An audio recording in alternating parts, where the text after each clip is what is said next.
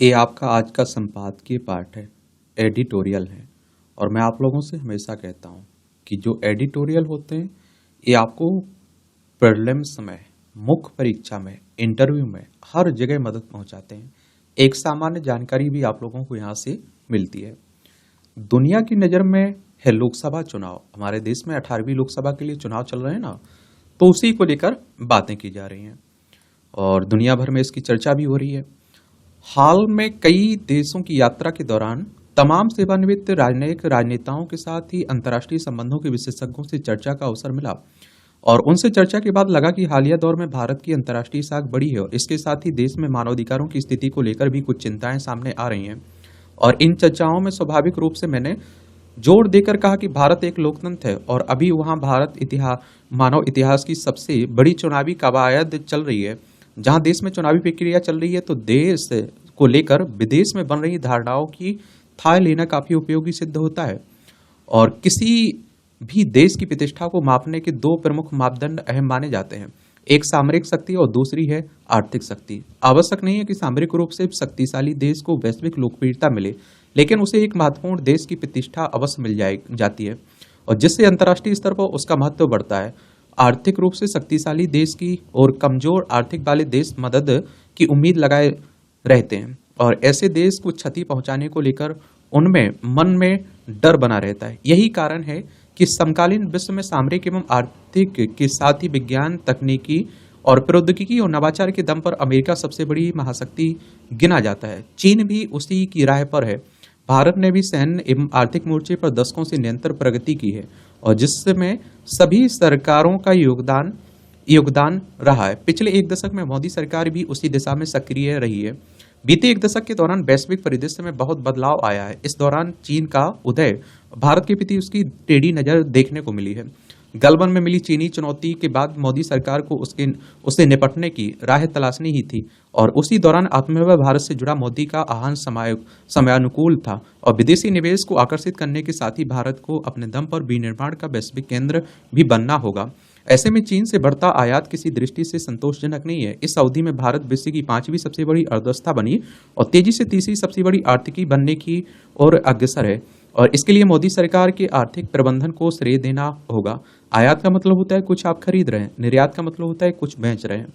आज भारत जिस स्थिति में पहुंचा है उसके लिए पूर्व प्रधानमंत्री पीवी नरसिम्हा राव और उनकी सरकार में वित्त मंत्री एवं कालांतर में पीएम बने मनमोहन सिंह के योगदान को अनदेखा नहीं किया जा सकता है।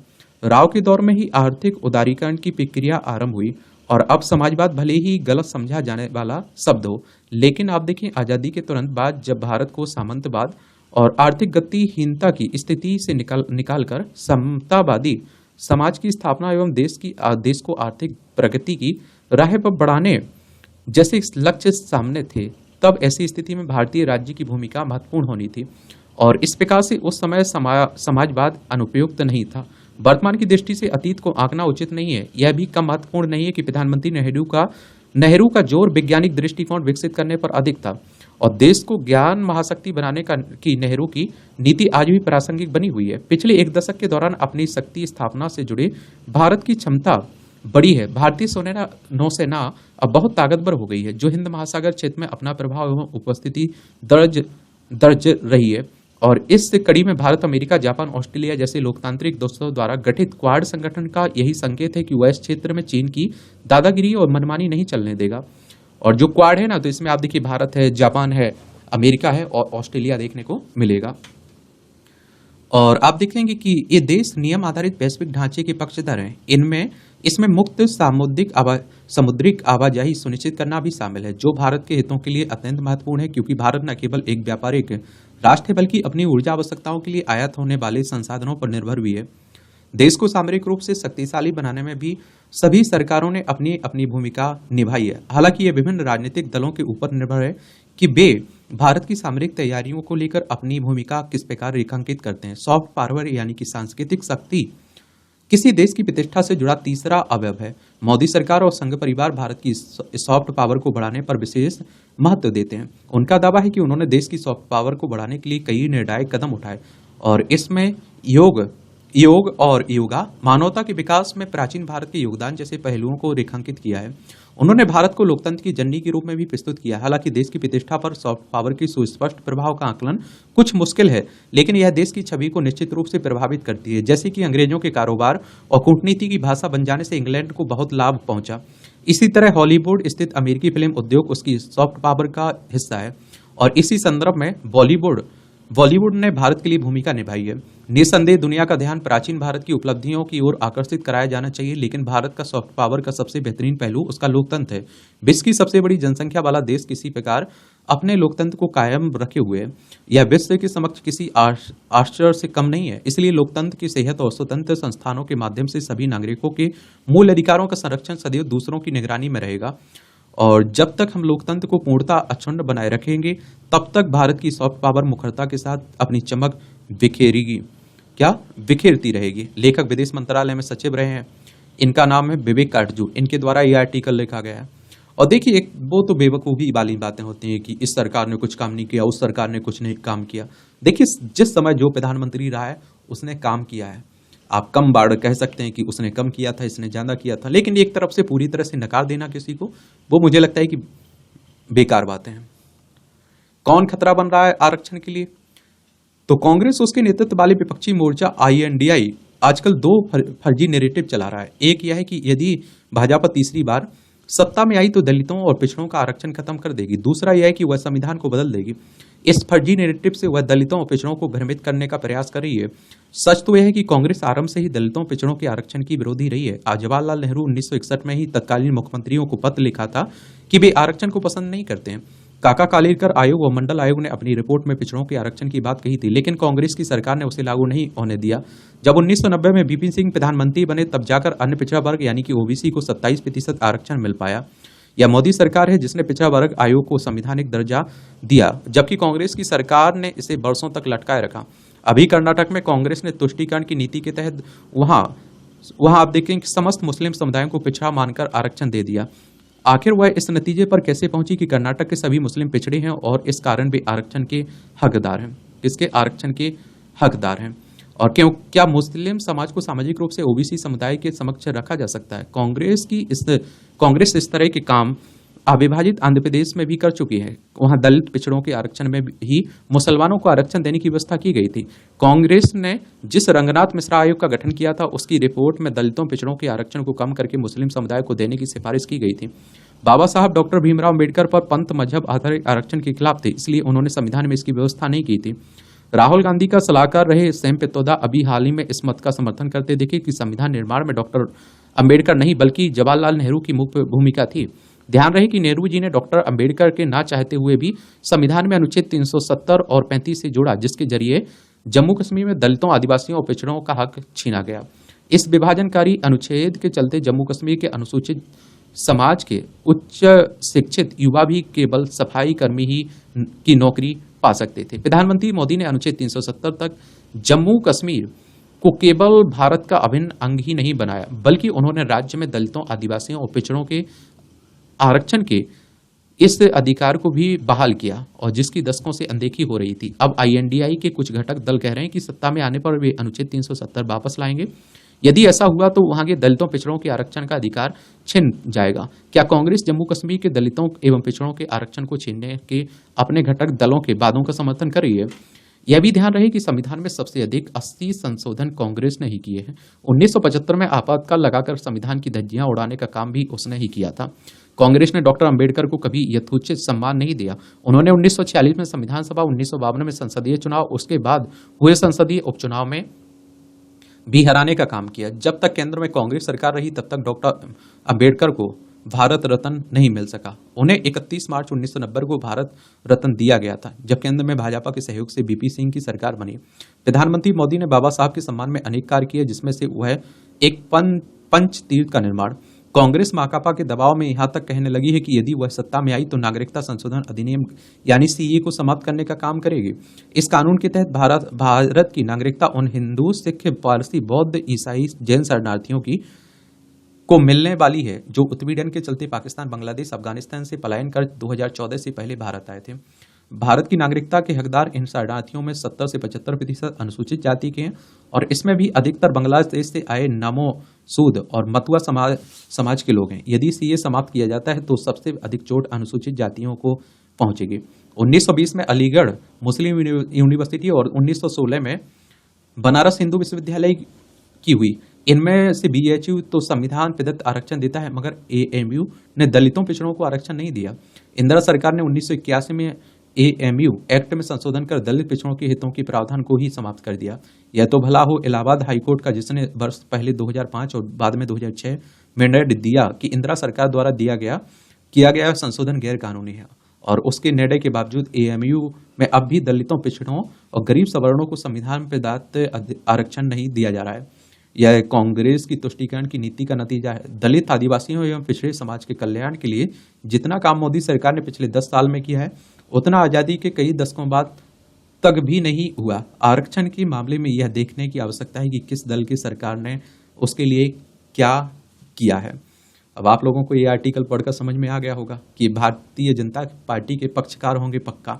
लेखक भाजपा के राज्यसभा सदस्य हैं और उत्तर प्रदेश के पूर्व डीजीपी हैं। इनका नाम है ब्रजलाल, इनके द्वारा लिखा गया है। अब आप देखिए, नॉर्मल सी बात है कि भारतीय जनता पार्टी के किसी नेता के द्वारा कोई आर्टिकल लिखा जाता है तो उसमें आप देखते हैं कांग्रेस की बुराइयां ही लिखी जाएंगी, और कांग्रेस के लीडर के द्वारा लिखा जाता है तो उसमें कांग्रेस की अच्छाई दिखेंगे और बीजेपी की बुराई दिखेंगे, बीजेपी की कमियां आपको दिखेंगे।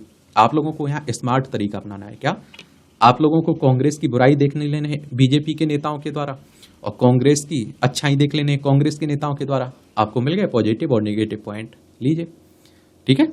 इसी तरह से बीजेपी की अच्छाई बीजेपी के जो नेता होते हैं उनके द्वारा बता दी जाती हैं, और कमियां जो बुराई होती हैं वो कांग्रेस के नेताओं के द्वारा बता दी जाती, दोनों आपको मालूम चल जाती हैं।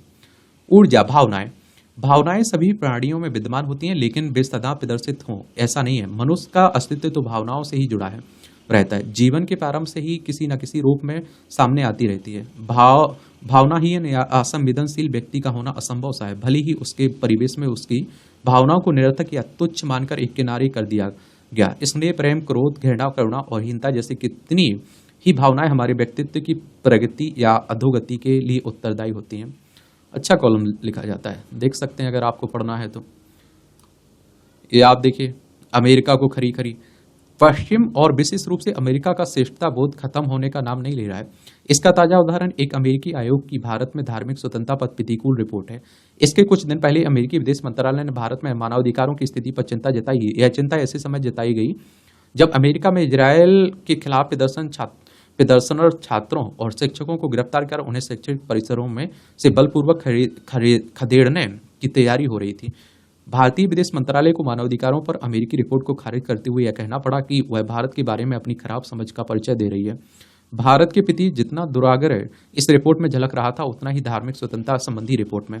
इसलिए भारत को कड़ी प्रतिक्रिया व्यक्त करते हुए यह कहना पड़ा कि धार्मिक स्वतंत्रता का आकलन करने वाला अमेरिका आयोग राजनीतिक एजेंडे वाला एक पक्षपाती संगठन है, और आप देखेंगे और वह भारत को लेकर अपना दुष्प्रचार जारी रखे हुए है। विदेश मंत्रालय के प्रवक्ता ने यह कहने में भी संकोच नहीं किया कि उक्त रिपोर्ट भारत की चुनावी प्रक्रिया में हस्तक्षेप करने की कोशिश है। इस नतीजे पर पहुंचने के अच्छे भले कारण है कि क्योंकि चंद दिनों पहले ही अमेरिकी सूत्रों के हवाले से खालिस्तान आतंकी गुरपंत सिंह पन्नू की हत्या की कथित साजिश में शामिल एक भारतीय अधिकारी का नाम लिया गया था। अमेरिका भारत पर तो इस साजिश की जांच करने का दबाव बनाए हुए, लेकिन यह बताने को तैयार नहीं कि वह ऐसे आतंकी को क्यों पाल रहा है जो भारत को आए दिन धमकियां देता रहता है।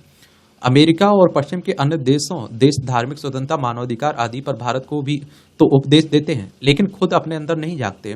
भारत के अंदरूनी मामलों में अनावश्यक टिप्पणी करने वाले पश्चिमी देशों की संस्थाएं क्या दुनिया को यह बताएंगी कि अमेरिका में पुलिस विश्वविद्यालय में धावा क्यों बोल रही है, ब्रिटेन अवैध आप्रवासियों को पकड़ कर रवांडा क्यों भेज रहा है, और इसी तरह कनाडा में हड़ताली ट्रक ड्राइवरों से निपटने के लिए आपातकाल क्यों लगा दिया जाता है।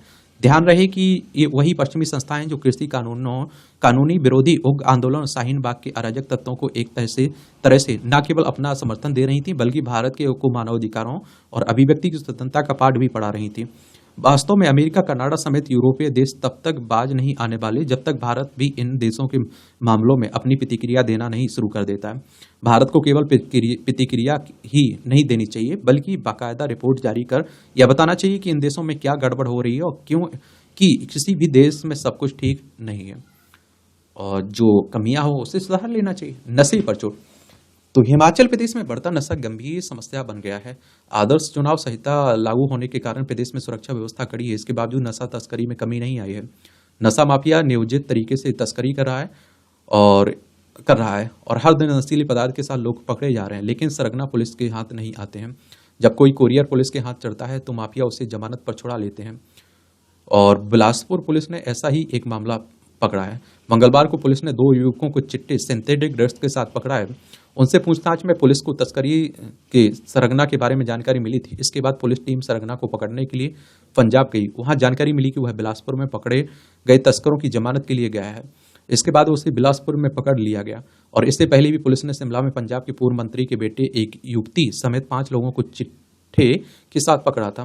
प्रदेश में नए पुलिस प्रमुख डॉक्टर अतुल वर्मा ने पदभार संभालते ही 5 मंत्रों पर कार्य करने की बात कही। इनमें मादक पदार्थों की तस्करी को रोकना प्रमुख है, और उनका कहना है कि शिक्षण संस्थानों में नशा पहुंचाने वालों को जेल भेजा जाएगा। स्कूल, कॉलेज एवं पंचायत स्तर पर नशे के विरुद्ध अभियान भी चलाया जाएगा, और इसके लिए पुलिस अधिकारियों की जिम्मेदारी तय की जाएगी। यह सही है कि पुलिस की सख्ती के बाद नशीले पदार्थों की तस्करी की धरपकड़ तेज हुई है, लेकिन समाज के सहयोग के बिना इस पर पूरी तरह से रोक लगाया जाना संभव नहीं है। यदि कहीं पर नशे की तस्करी की जानकारी मिलती है तो उसकी सूचना पुलिस को दी जाए। समाज के हर पक्ष को नशे के विरुद्ध एकजुट होकर आवाज उठानी होगी, तभी इसे रोका जा सकेगा। सबकी जिम्मेदारी है। खुशी हासिल करने का तरीका, तो एक तरफ आप देखेंगे दुनिया की अधिकांश आबादी धन दौलत के पीछे भाग रही है, और जिसका नतीजा यह हुआ कि भाई भाई का नहीं हो पा रहा है। इंच भर जमीन के लिए लोग मरने मारने पर उतर जा रहे हैं। रिश्तों पर धन बल हावी हो गया है। भौतिकवादी सोच ने व्यक्ति को अंधा बना दिया है। वहीं दूसरी तरफ गुजरात का एक परिवार ऐसा भी है जो अपनी करोड़ों की संपत्ति दान कर सन्यासी बन गया है। गुजरात के भावेश भंडारी और उनकी पत्नी ने अपनी 200 करोड़ रुपए की संपत्ति को दान कर एक भिक्षु के रूप में जीवन जीने का संकल्प लिया है। सन्यासी बनने के लिए संसारिक मोह माया को त्याग कर अपना जीवन ईश्वर को समर्पित कर देना होता है। अपनी आक्रोश संपत्ति के लिए मशहूर भंडारी परिवार के इस फैसले ने एक नया विमर्श का मुद्दा समाज को दे दिया है। वैसे भी धन दौलत होने से व्यक्ति के सुखी होने की कल्पना नहीं की जा सकती है। धन दौलत ही सब कुछ होता तो सुविधाओं से वंचित दुनिया के कई देश हैप्पीनेस इंडेक्स में विकसित देश से अव्वल नहीं होते। बीते दिनों ही बेंगलोर के सॉफ्टवेयर इंजीनियर की पोस्ट ने कई लोगों की दर्द को दुनिया के सामने ला दिया। 24 साल के उस इंजीनियर ने यह सवाल किया, मेरी सैलरी सालाना 58 लाख रुपए है, काम का कोई तनाव नहीं है, बेंगलोर जैसे बड़े शहर में सभी सुविधाओं में रह रहा हूँ, लेकिन मैं अकेला पड़ गया हूँ, एक तरह की जिंदगी से बोर हो गया हूँ, मैं अपनी जिंदगी से खुश नहीं हूँ, क्या करूँ, कैसे खुशी हासिल करूँ। जबकि हम में से अधिकांश लोग यही सोचते हैं कि पढ़ाई खत्म होते ही अच्छी नौकरी, बड़ी कंपनी में जॉब, किसी मेट्रो सिटी की चकाचौंध भरी जिंदगी हो, तो इससे ज्यादा खुशी की बात क्या होगी। बचपन से बच्चों को सिखाया जाता है कि जिंदगी जीने के लिए धनी होना जरूरी है, पर जब अचानक इस तरह की कोई बात सामने आती है तो अंदर से एक आवाज आती है कि हम कहीं किसी अंधी दौड़ का हिस्सा बनकर तो नहीं रह गए हैं, और जिसका ना कोई आदि है और ना कोई अंत। जब हमारे समाज से भावेश भंडारी जैसे लोग निकलते हैं जो पैसे को त्याग कर भिक्षु बनना स्वीकार करते हैं, तब सचमुच आंखें खुलती हैं और समझ में आता है कि सिर्फ पैसों से खुशी नहीं खरीदी जा सकती है, वह तो अनमोल है। और एक राजा भी दुखी हो सकता है और एक रंक अपनी इच्छाओं पर काबू पाकर खुश हो जाता है। इसलिए व्यक्ति को आप देखेंगे कि आत्म अवलोकन कर अपनी इच्छाओं से परे जाकर शौक की खोज करनी चाहिए। समाज में शांति कैसे बनी रहे, इसके लिए प्रयासरत रहना चाहिए। यही मानवतावादी जीवन का सच्चे अर्थों में सार है, वरना मृग मरीचिका में उलझे रहेंगे, अंत में हाथ कुछ आने वाला नहीं है। लेखिका है, स्वतंत्र टिप्पणीकार है। अच्छा कॉलम लिखा गया है। आप लोग क्या सोचते हैं, अपनी राय आप लोग जरूर दिया करिएगा। ये आप देखिए कुछ टिप्पणियां हैं, पढ़ना हो तो पढ़ सकते हैं। इसकी पीडीएफ टेलीग्राम पर डाल देता हूं, तो वहां जाकर आप लोग डाउनलोड कर लिया करिएगा। एजुकेशन सर्कल प्लेटफॉर्म है ना टेलीग्राम पर, वहां आपको मिल जाएगी पीडीएफ। ये मसालों पर पाबंदी और व्यापारिक कूटनीति, इस समय आप देख रहे हैं कि इसकी भी काफी चर्चा हो रही है। इससे पहले भी एक आर्टिकल हम लोग इस पर देख चुके हैं, एडिटोरियल, इसे भी देख लेते हैं। समूचे विश्व में बाजार के दरवाजे एक साथ खुलने से जो स्थिति पैदा हुई है, उसमें भारत जैसी बड़ी आबादी और उत्पादक संभावना वाले देश ने बीते 2-3 दशक में बड़ी छलांग लगाई है, परंतु अब इससे आगे की स्थिति पगबादा दौड़ जैसी प्रतीत हो रही है। भारत के लिए स्थिति इसलिए भी महत्वपूर्ण है क्योंकि उसे खास तौर पर व्यापारिक मोर्चे पर न केवल कठिन अंतर्राष्ट्रीय प्रतिस्पर्धा से गुजरना पड़ रहा है, बल्कि विभिन्न स्तरों पर सक्रिय अंतर्राष्ट्रीय लॉबी भी उसके विरुद्ध है। इस पूरे मामले में बड़ी बात यह है कि खासतौर पर कोविड महामारी के बाद के दौर में भारतीय अर्थव्यवस्था की बड़ी मजबूती ने भारत के खिलाफ अघोषित रूप से अंतर्राष्ट्रीय सांठगांठ को जन्म दिया है। लिहाजा इसे व्यापारिक कूटनीति के रूप में देखना ज्यादा सही होगा और किसी एक देश के विरुद्ध इस तरह कूटनीतिक मोर्चा खोलना बिल्कुल नई बात है। बहरहाल इसी पूरे मामले में नई खबर यह है कि भारत में बने कप सिरप पर पाबंदी से आरंभ हुआ मामला अब से निर्यात हुए अनेक प्रकार के मसालों पर आ गया है। सिंगापुर और हांगकांग द्वारा भारतीय कंपनियों द्वारा निर्मित कुछ मसालों को प्रतिबंधित करने के बाद अमेरिकी फूड और ड्रग एडमिनिस्ट्रेशन भी इस मामले में सक्रिय हो गया है। हैरत नहीं है कि प्रतिबंध का फैसला अमेरिका की तरफ से भी देर सवेर आ जाए। फिलहाल की स्थिति में एफडीए ने कहा है कि वह भारतीय कंपनियों को लेकर जारी रिपोर्ट को लेकर गंभीर है और वह इस बाबत ज्यादा जानकारी जुटाने में लगा है। वैसे एफडीए की जांच या किसी निर्णायक जांच या निर्देश से पहले ही अमेरिका में भारतीय मसालों को लेकर सख्ती बढ़ गई है और आलम यह है कि बीते 6 महीने में अमेरिका ने भारत की एक मसाला कंपनी के 31% मसालों के शिपमेंट को अस्वीकार किया है। अमेरिका ने भारतीय मसालों के शिपमेंट को लौटाने के पीछे फिलहाल कारण यह बताया जा रहा है कि यह निर्णय साल्मोनेला संक्रमण के खतरों को लेकर लिया गया है और अलबत्ता भारतीय मसालों को लेकर अस्वीकार की स्थिति अमेरिका में नई नहीं है, बल्कि देखा जाए तो यह सिंगापुर और हांगकांग द्वारा लगाए गए प्रतिबंध के पहले से चला आ रहा मामला है। उल्लेखनीय है कि अमेरिका सीमा शुल्क अधिकारियों ने पिछले साल भी भारत से आने वाले 15% मसालों को लौटाया था। मालदीव तक पहुंचा मसाला। भारत और अमेरिका से आगे बढ़कर यह मामला अब मालदीव तक पहुंच गया है। मालदीव ने भी भारतीय मसालों की बिक्री पर रोक लगा दी है। मालदीव की फूड एंड ड्रग अथॉरिटी का कहना है कि भारत के 2 मशहूर ब्रांड के मसालों में एथिलीन ऑक्साइड, जिस कारण इसकी बिक्री पर रोक लगाई गई है और एथिलीन ऑक्साइड से कहते हैं कि कैंसर होता है, कैंसर जनित कारक है। और गौरतलब है कि इससे पहले सिंगापुर हांगकांग ने इस भारतीय ब्रांड के कुछ उत्पादों में पेस्टिसाइड एथिलीन ऑक्साइड की निर्धारित लिमिट से ज्यादा मात्रा होने के कारण उन्हें प्रतिबंधित किया था। बताया गया कि इनमें पेस्टिसाइड की मात्रा तय सीमा से अधिक होने से कैंसर होने का खतरा है। बात अंतर्राष्ट्रीय मानक चेतावनियों की करें तो विश्व स्वास्थ्य संगठन को international agency for research on cancer ethylene oxide को ग्रुप 1 की कार्सिनोजेन के रूप में देखता है और वर्गीकृत करती है। लिहाजा इस निष्कर्ष से इनकार मुश्किल है कि यह लोगों में कैंसर का कारण बन सकता है। और WTO की बात करें तो वर्ल्ड ट्रेड ऑर्गेनाइजेशन की बात कर रहा हूं। इसकी स्थापना कब हुई थी? 1 जनवरी 1995 में जेनेवा स्विट्जरलैंड में इसका हेडक्वार्टर देखने को मिलेगा। और मैं आप लोगों से हमेशा कहता हूं कि इस तरह के संगठनों के बारे में एक सामान्य जानकारी जरूर रखिए, इनसे क्वेश्चंस पूछे लिए जाते हैं। अंतर्राष्ट्रीय जगत ने आई इन खबरों के बाद भारत का सक्रिय होना स्वाभाविक है या उसके लिए व्यापार में नुकसान से ज्यादा अंतर्राष्ट्रीय साख का सवाल है। लिहाजा 2 देशों की प्रतिबंधित के घोषित फैसले के बाद भारतीय खाद्य सुरक्षा नियामक भी इन दोनों कंपनियों के मसालों की जांच कर रहा है। मसालों की ये दोनों ही ब्रांड देश में भी खासी लोकप्रिय हैं। बात इनकी अंतर्राष्ट्रीय साख और व्यापारिक नेटवर्क की करें तो ये मसाले यूरोप, एशिया और उत्तरी अमेरिका में खूब प्रचलन में हैं। फूडिंग, कुकिंग और रेसिपी को लेकर प्रभावशाली तरीके से लिखने बोलने वालों ने यह बात बीते वर्षों में बार बार कही कि भारतीय मसालों ने दुनिया भर के लोगों का स्वाद बदल दिया है। यह बदलाव इतना बड़ा है कि अलग अलग प्रकार और स्वाद वाली भारतीय कड़ी और अंतर्राष्ट्रीय रेसिपी का हिस्सा है। हाल के दिनों में घटित हुई अनेक घटनाक्रम का भारत के व्यापारिक महत्व कितना बड़ा है, इसका अंदाजा इस बात से लगाया जा सकता है कि 2022-23 में भारत ने लगभग 32,000 करोड़ रुपए के मूल्य के मसालों का निर्यात किया है। मिर्च, जीरा, हल्दी, करी पाउडर और इलायची भारत से निर्यात होने वाले कुछ प्रमुख मसाले हैं। और इतिहास में जाएंगे तो इतिहास में भी आप देखेंगे कि मसालों का निर्यात होता है। निर्यात मतलब हम लोग कुछ बेच रहे हैं, आयात का मतलब होता है कुछ खरीद रहे हैं।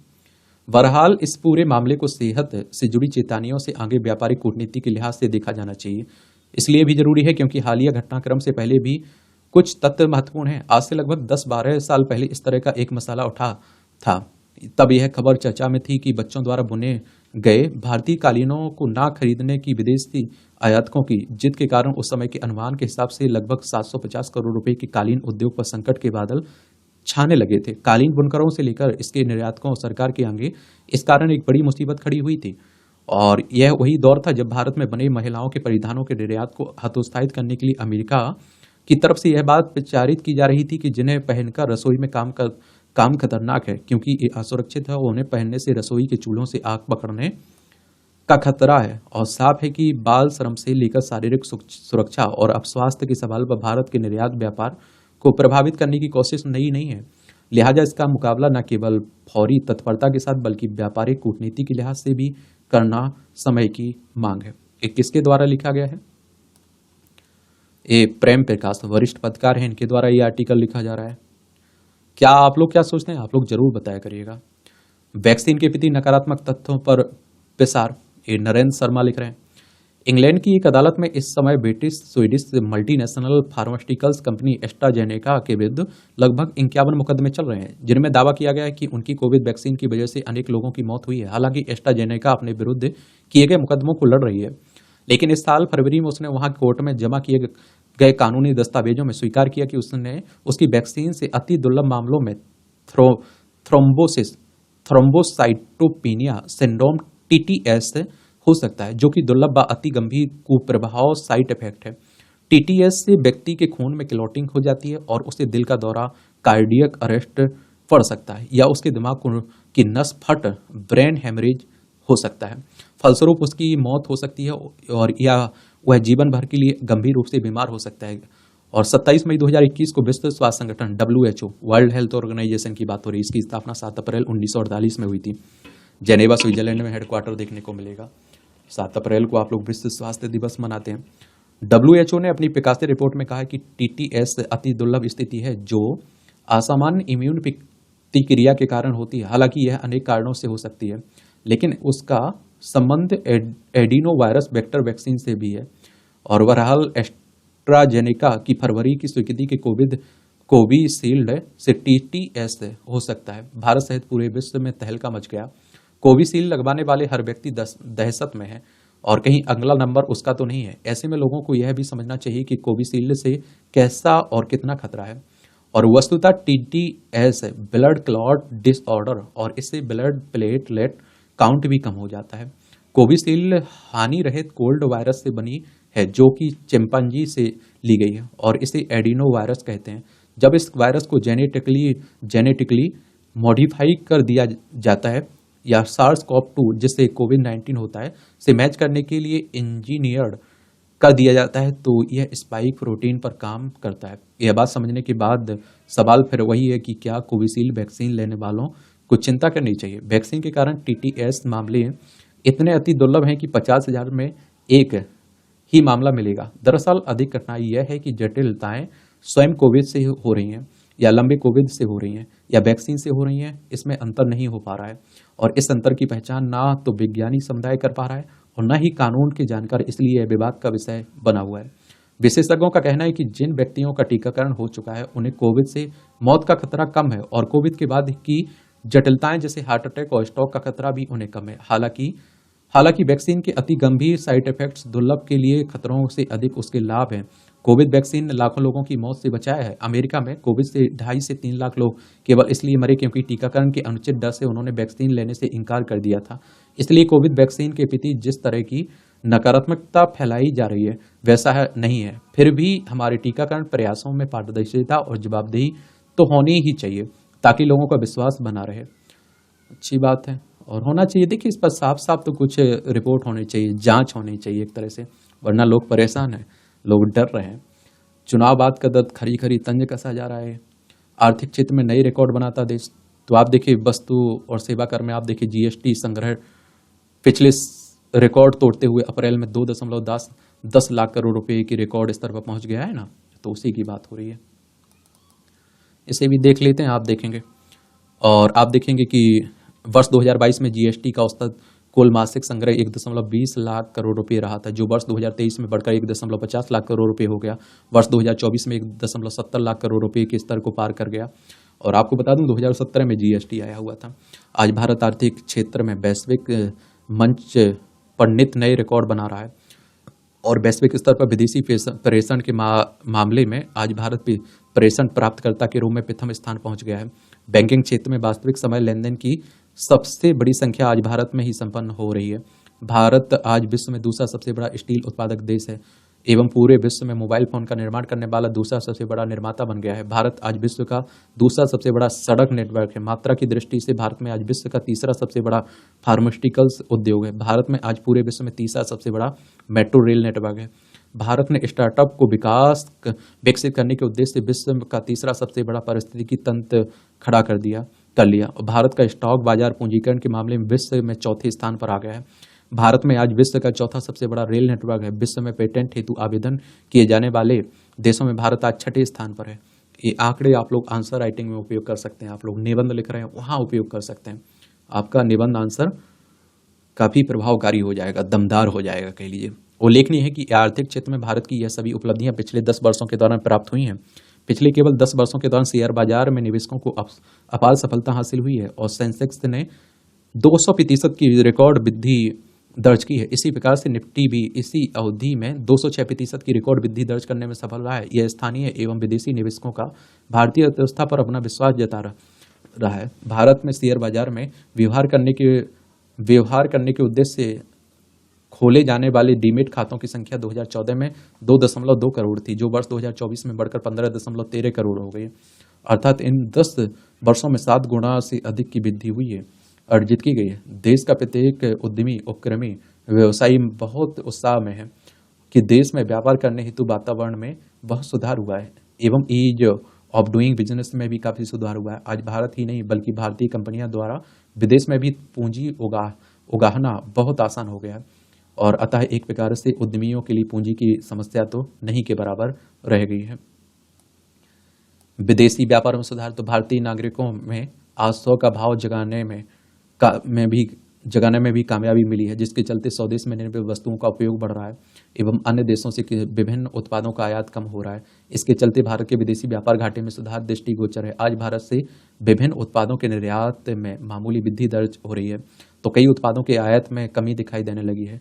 इसे भारतीय नागरिकता के आत्मनिर्भर भारत की ओर बढ़ते कदम के रूप में देखा जा सकता है। फरवरी में भारत का व्यापार के निर्यात 11.9% की वृद्धि दर्ज करते हुए 4,140 करोड़ अमेरिकी डॉलर हो गया, जो पिछले 20 वर्षों में उच्चतम स्तर पर है। इसके अतिरिक्त सेवा निर्यात 3,210 करोड़ अमेरिकी डॉलर के रिकॉर्ड उच्च स्तर पर पहुंच गया है।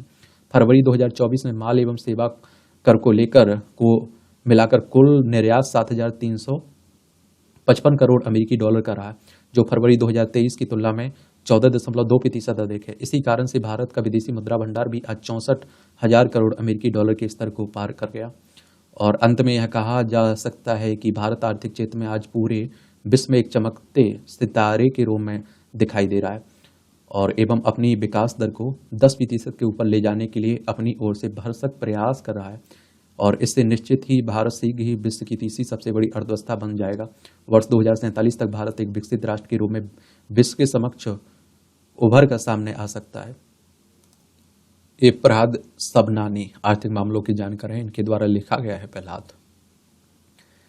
अब भारत में एआई का भविष्य, आजकल आप देखिए कितने आर्टिकल लिखे जा रहे हैं एआई पर, आर्टिफिशियल इंटेलिजेंस पर, कृत्रिम बुद्धिमत्ता। चलिए इसे भी देख लेते हैं। भारत में एआई खेतों से लेकर कॉरपोरेट कार्यालयों और अस्पताल तक हर क्षेत्र में क्रांतिकारी परिवर्तन लेकर आ रहा है।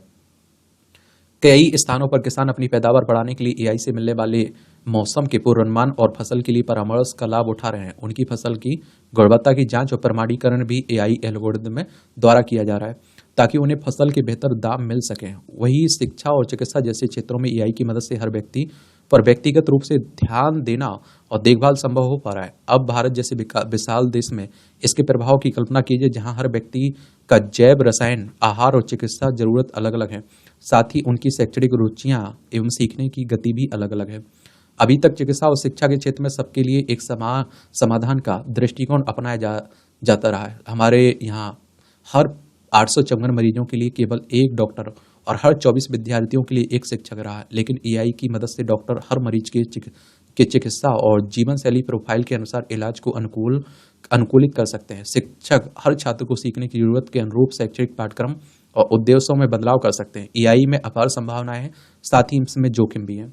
अब देखिए, कोई तकनीक आती है तो उसके पॉजिटिव पॉइंट रहते हैं, नेगेटिव पॉइंट रहते हैं। बुद्धिमानी से ग्रहण करना, एआई अभी बिल्कुल शुरुआती चरण में है और इसलिए इसके खतरे सामने आना शुरू ही हुए हैं। और अगर सड़क पर भीड़ के बीच कार का एआई पावर्ड स्टीयरिंग सिस्टम या आप देखिए खराब हो जाए तो क्या होगा, या फिर किसी एआई एल्गोरिदम द्वारा मरीज को गलत दवा का परामर्श दे दिया जाए, या फसल के तापमान एवं मिट्टी मिट्टी की नमी बनाए रखने वाले एआई सेंसर पर साइबर हमला हो जाए, तो इन स्थितियों में क्या होगा। एआई को लेकर मुझे यह डर है कि जितना अधिक डाटा एआई द्वारा ग्रहण किया जा रहा है वह टेक्नोलॉजी को स्वयं सोचने, निर्माण करने और काम करने में समर्थ बना देगा, जिससे हमारा पतन शुरू हो जाएगा। इसके लिए सतर्क रहना आवश्यक है। सेल्फ फोर्स के जनरेटिव एआई स्पैन शॉट अनुसंधान कार्यस्थल पर जनरेटिव एआई की संभावनाएं और जोखिम के नए संस्करण से मिले आंकड़ों से पता चला है कि वैश्विक कर्मचारी अपनी कंपनी के प्रोटोकॉल की परवाह किए बगैर जनरेटिव एआई का उपयोग करके आगे की ओर बढ़ते जा रहे हैं। इस अध्ययन में संकेत मिला है कि 84% भारतीय कर्मचारी अवसर पाने के लिए अपने जनरेटिव एआई का कौशल बढ़ाने पर विचार करेंगे। इसके अलावा 53% भारतीय कर्मचारियों का कहना है कि उनकी कंपनी द्वारा कार्यस्थल पर जनरेटिव एआई के उपयोग को लेकर आप देखते हैं कि कोई स्पष्ट नीतियां नहीं है। हम अपनी सारी शक्तियां एआई को देना नहीं चाहते हैं, या फिर टेक्नोलॉजी पर इतना अधिक निर्भर होना नहीं चाहते हैं कि हम अपने दिमाग का उपयोग करना बंद कर दें। हमें हमेशा एक कदम आगे रहना और एआई से अधिक स्मार्ट बनने का लक्ष्य बनाना चाहिए। कहाँ से हो आरंभ? तो आज की डीप लर्निंग शिक्षण और जनरेटिव एआई का मॉडल पहले से काफ़ी ज़्यादा डाटा की प्रोसेसिंग कर सकते हैं, जिसमें से अधिकांश बिखरा हुआ है, और इसके अलावा एआई मॉडल से पूछताछ करना बहुत आसान बना दिया। हम इस मॉडल में जितना ज़्यादा डाटा डालेंगे यह उतना ही अधिक सीखता चला जाएगा, उतना ही ज़्यादा शक्तिशाली बनेगा। वर्तमान गति से जल्द ही एआई का उपयोग हर क्षेत्र में, जैसे लोन लेने से लेकर बिजनेस में किसी नियुक्त करना है, या किस प्रकार के लोगों द्वारा अपराध किए जाने की ज़्यादा आशंकाएं हर चीज़ में होने लगेगा। मानव को केंद्र में रखना एआई के उपयोग की अनेक संभावनाएं हैं, लेकिन ध्यान रखें कि इसका मुख्य उद्देश्य मनुष्य की सहायता करना हमें अधिक कुशल बनाना, हमारी बुद्धिमत्ता को बढ़ाना, और न कि मानव पर्यवेक्षक की जगह लेना।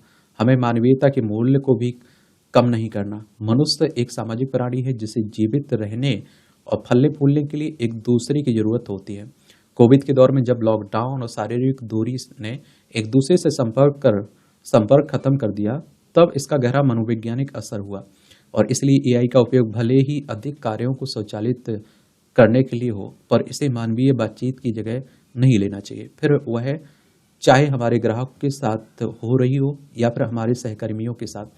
जनरेटिव एआई मति भ्रम चिंता का विषय है, लेकिन यह इतनी बड़ी समस्या नहीं है जो इस पर रोक लगा दें। इस नई टेक्नोलॉजी के साथ डिजाइन और काम करते जाएं, पर गलतियों की संभावनाओं के प्रति भी सतर्क रहें। जब आप सत्र के अपने स्रोतों का उपयोग कर लेंगे और काम के बारे में सवाल कर लेंगे, तो आप अधिक आत्मविश्वास के साथ अपने व्यापारिक सौदे कर सकते हैं। एआई पर विश्वास और जवाबदेही को मजबूत करने में नियमन भी महत्वपूर्ण है और वैश्विक सहयोग भी जरूरी है।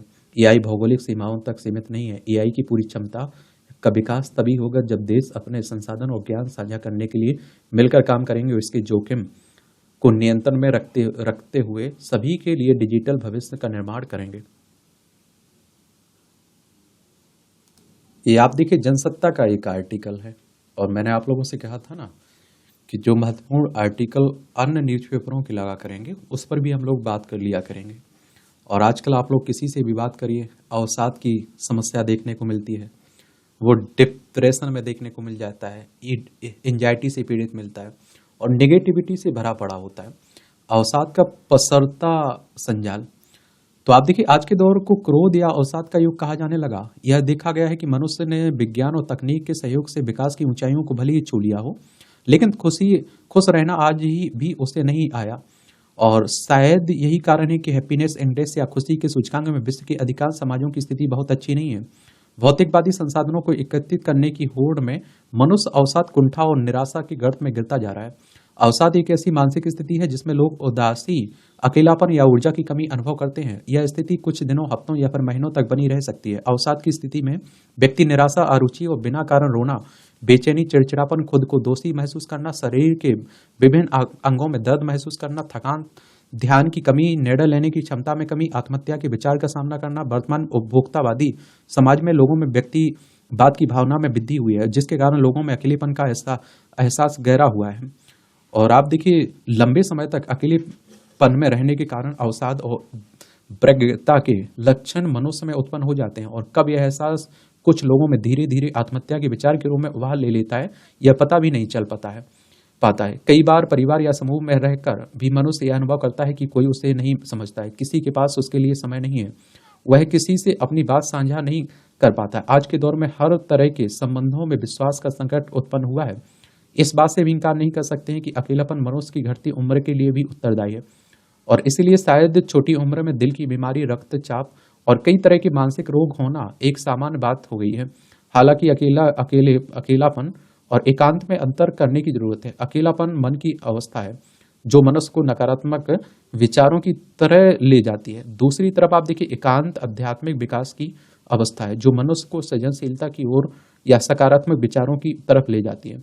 यानी एकांत में रहना अवसाद की स्थिति का घोतक नहीं है, जबकि अकेलेपन का सामना कर रहा व्यक्ति अवसादग्रस्त हो सकता है।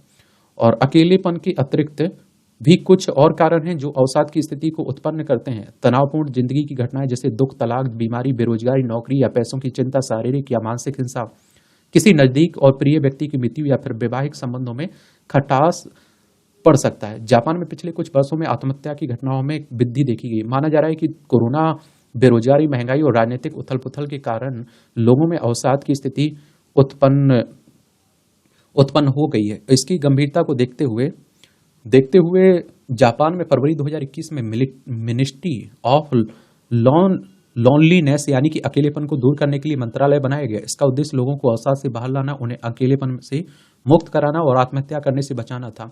इसके बावजूद आत्महत्या के मामलों में कमी नहीं है बल्कि वृद्धि देखी गई। इसका अर्थ है कि केवल मंत्रालय या फिर विभाग बना देना इस समस्या का समाधान का हल नहीं है। देखा जाए तो यह एक गंभीर चिंता का विषय है जिसका उपचार या समाधान करना परिवार, समाज और देश के विकास के लिए अत्यंत महत्वपूर्ण है। इस बात में कोई दो राय नहीं हो सकती है कि जो व्यक्ति कुंठा, निराशा और अवसाद को अपने व्यक्तित्व में शामिल करते हैं वे अपने खिलाफ ही नहीं, समाज और देश के विकास के विरुद्ध भी काम कर रहे होते हैं। एक आंकड़ों के मुताबिक भारत में सालाना औसतन 1,44,000 लोग आत्महत्या करते हैं। सामूहिक आत्महत्या के मामले में भी काफी बढ़ोतरी देखी गई है। यह कहा जा सकता है कि अवसाद की स्थिति में व्यक्तिगत समस्या नहीं है बल्कि परिवार या समूह भी इसकी चपेट में है, जिन्हें लगता है कि मृत्यु हुई इस स्थिति से बचने का एकमात्र हल है। इसलिए एक व्यापक पैमाने पर इस विषय पर बात करना जरूरी हो गया है। अकादमिक बुद्धिजीवियों की इस दिशा में भूमिका महत्वपूर्ण हो सकती है। मनोवैज्ञानिक और मनोचिकित्सकों के अनुसार मनुष्य के मस्तिष्क का फ्रंटल लॉब वाला हिस्सा उन्हें अपनी सुरक्षा के लिए सावधान करता है और उनके निर्णय लेने की प्रक्रिया को भी प्रभावित करता है। लेकिन अवसाद की स्थिति में यह ऐसा काम नहीं करता या फिर कहें कि निष्क्रिय हो जाता है, जिसके चलते इंसान खुद को नुकसान पहुंचा देता है। यही कारण है कि आत्महत्या करने वाले 90% लोग तनाव या अवसाद के शिकार होते हैं और फ्रंटल लॉब में गड़बड़ी होने पर सही और गलत के बीच फर्क नहीं कर पाते हैं। WHO की एक रिपोर्ट के अनुसार भारत अवसाद के मरीजों के मामले में अग्रणी देशों में से एक है। दरअसल सूचना क्रांति के बाद से भारत में उपभोक्तावादी संस्कृति, व्यक्तिवाद और दिखावे के उपभोग की प्रवृत्तियों में वृद्धि हुई है। दूसरी तरफ कोरोना महामारी के कारण समाज में उत्पन्न अव्यवस्थाओं, असंतुलन की स्थिति में अवसाद और निराशा को और अधिकांश लोगों की जिंदगी का हिस्सा बना दिया है।